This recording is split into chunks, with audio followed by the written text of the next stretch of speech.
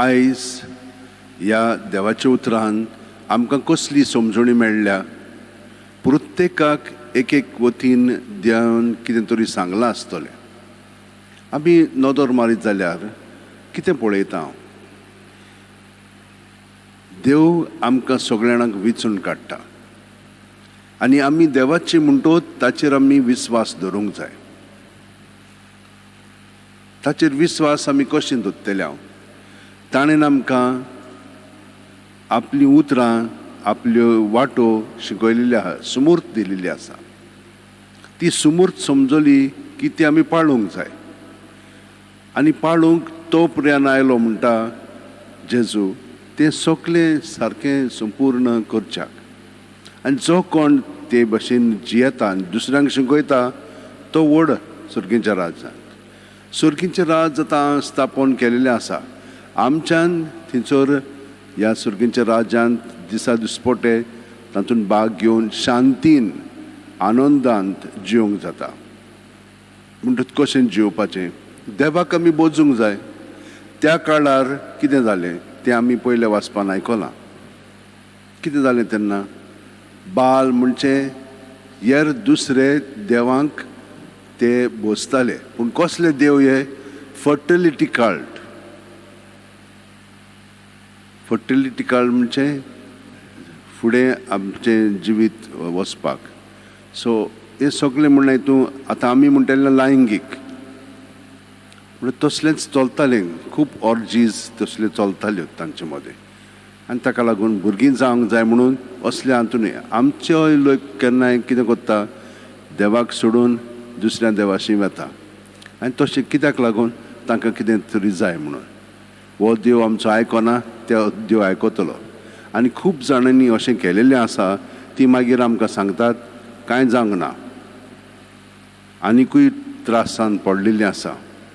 कित्याक ते देव हे पयले वाचपान सांगले ते प्रमाणे बेरे, कुड्डे, थोंटे आनी तांच्यान आमकां मदत करूंक जायना. तो जिवो देव न्हय. जिवो देव आमचो आतांचो न्हय, त्या काळान सावन आतां पर्यंत ताणें आमकां आपली पदवी दाखयल्ली आसा. आनी ही पदवी आमकां जेजू क्रिस्ता उद्देशी मेळिल्ली आसा. तर म्हज्या भयणीनो आनी भावनो, आमचो दृढ विस्वास जेजूचेर आमी दवरया आनी हे परी आमचें जिवीत ताच्या एकवटान आमी सारया. सगळीं जाणां आमचे हात अशें वणटीन दवरया, दोळे बंद करया. प्रत्येक सुस्कारांत आमी जेजून बरोवन येता. सुस्कार सोडटना ताचे सोबे आमी सगळें दवरया. हे भाशेन सगळे सांत भक्तांनी आपलें जिवीत सारलें. आयज आमी भाग्यवंत मरियम, तेरेजा, चिराकाल, मानकिद्यान हिचें फेस्त समरमता.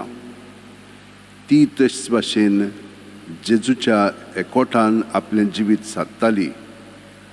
खूब तांचेर वायट कोसळ्ळेलें. श्रीमंत आसलेली पूण आतां गरिबायन ती सादताली आपलें जिवीत. ताका लागून तिचो पाय आनी भाव पिवंक लागले. पूण तिणें तो मारूक पत्करूंक ना. देवाचेर बोरवासो धरून तिणें आपलें जिवीत जेजूक भेटयलें. मागण्यांत रावली, उपवास तसलें करूंक लागली. आनी मागीर देवान तिका आनी तिचे बरोबर आनिकूय जोडून घेतली आनी ती सेवा चाकरी करूंक लागली. मागणें आमकां सदांच दुसऱ्यांची सेवा चाकरी करूंक धाडटा. आनी हे परी तिणें आनी एक संस्था केरला ह्या देशांत म्हणजे राष्ट्रांत स्थापन केली.